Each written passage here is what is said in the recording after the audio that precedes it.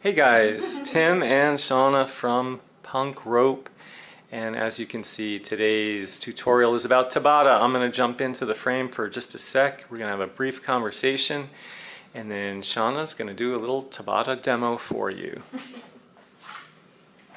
Tabata simulation. Okay, so Tabata, you guys. First of all, it is named after Dr. Izumi Tabata. Shauna just did a whole bunch of research on him. Professor. Review. Cramming, that's right. There's no cliff notes. So, professor from Japan, who I believe was it the early 90s or? He was, I guess, a coach or part of the coaching team for the speed skating Olympic team in Japan. And developed a protocol that many of you are now familiar with, which is 20 seconds of very intense work, followed by 10 seconds of complete rest for how many rounds? 8. 8 rounds. So when you minutes. do the math, 8 rounds of 20 seconds, 160 seconds. That's only 2 minutes 40 seconds of work, and yet it produced pretty astonishing results. But who were the athletes? Speed skaters. Speed skaters. High level. High level.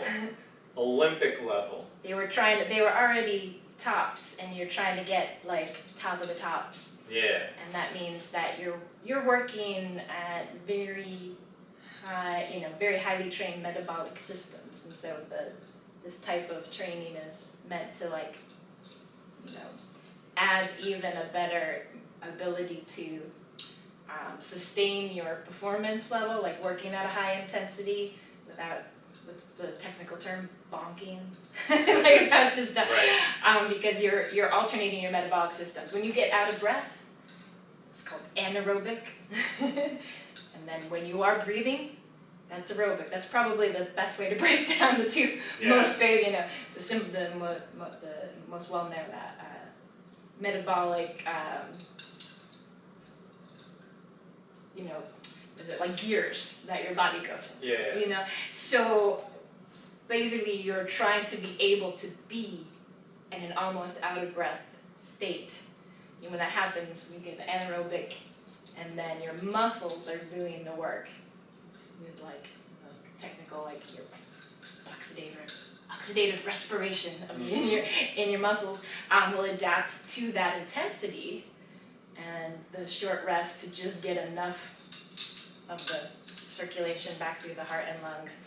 But really what you're adapting your muscles to be able to get you through the length of time you're trying to do that high intensity at. So what does that have to do with jump rope is what you're probably asking. So we're going to make this real brief, guys. There's a couple of reasons why you might want to use Tabata with your jump rope training. However, number one, you've got to be able to work at a very high intensity. Otherwise, there's going to be minimal benefit. So Tabata with jump rope is really only for rope jumpers who are fairly skilled, and one, can work at a high rate, and two, not miss. Because if you miss, then you're introducing more rest, right? Every time you miss, you're recovering. That's why the research was not done with rope jumping. No. Fortunately, they use a bicycle. It was done with a stationary on the bike. So when you go to your local gym and they're like, yeah, we're doing Tabata today, there's almost zero research to support that style works as well as what Dr. Tabata used with his Olympic athletes.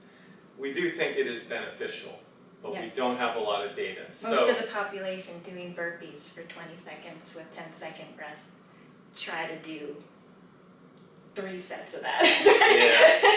Yeah, right? So, all depends on how you do your burpee too, so there's a lot going on. All right. So, one, got to be fairly skilled, fairly fit for this to make any sense. And then two, you have to pick a jump rope step that's going to push you close to the edge at 20 seconds. Not over the edge, because you won't be able to do all 8 rounds.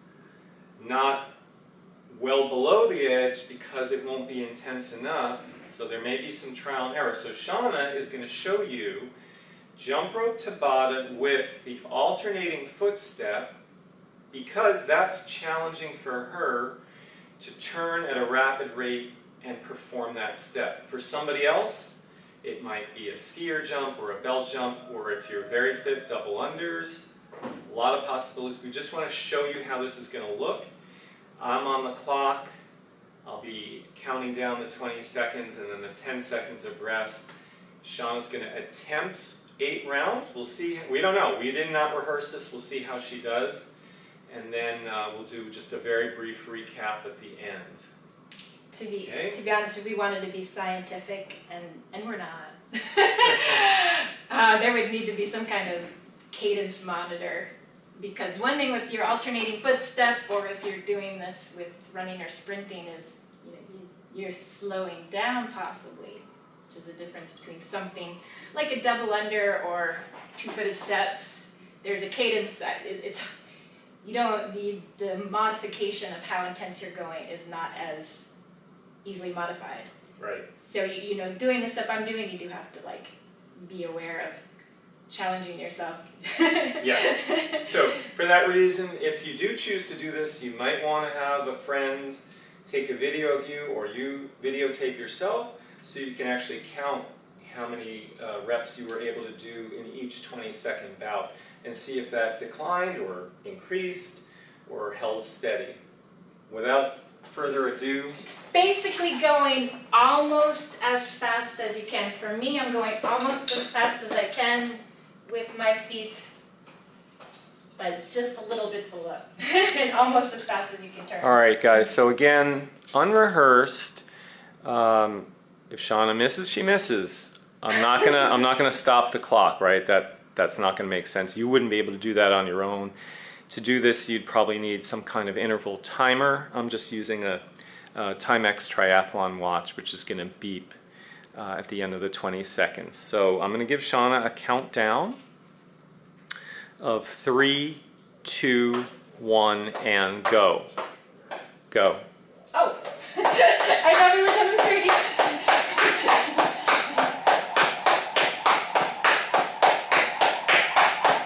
10 seconds.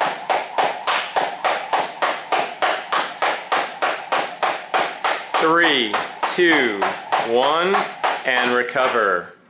Recover for 10, which is now 5, 3, 2, 1, and go.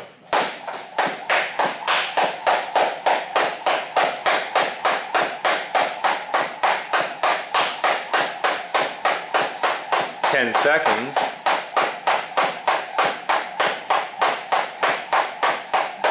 3, 2, 1, and recover. Nice, good. Down.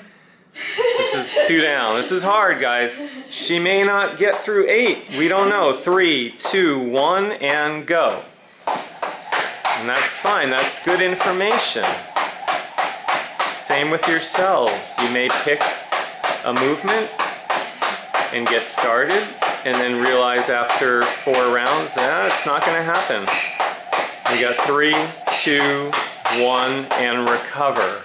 Nice.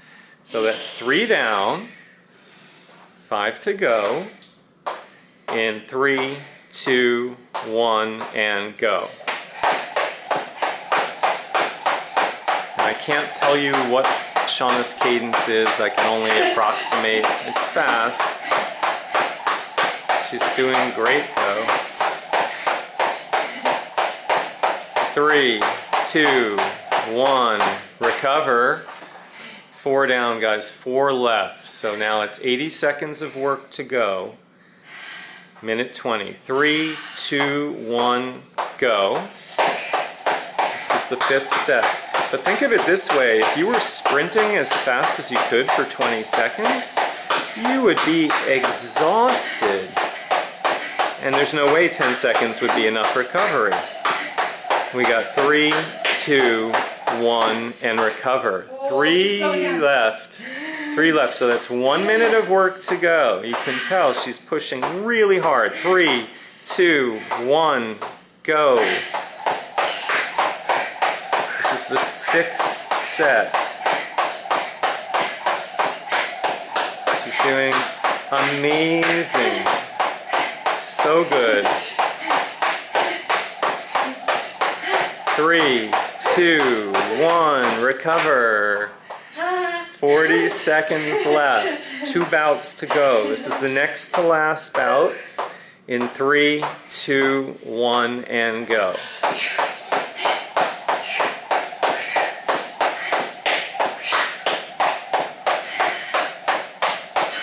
Great job. Fantastic. 10 seconds. Next to last bout. 3, 2, 1. Recover. Wow. Last set. Final set. Final set.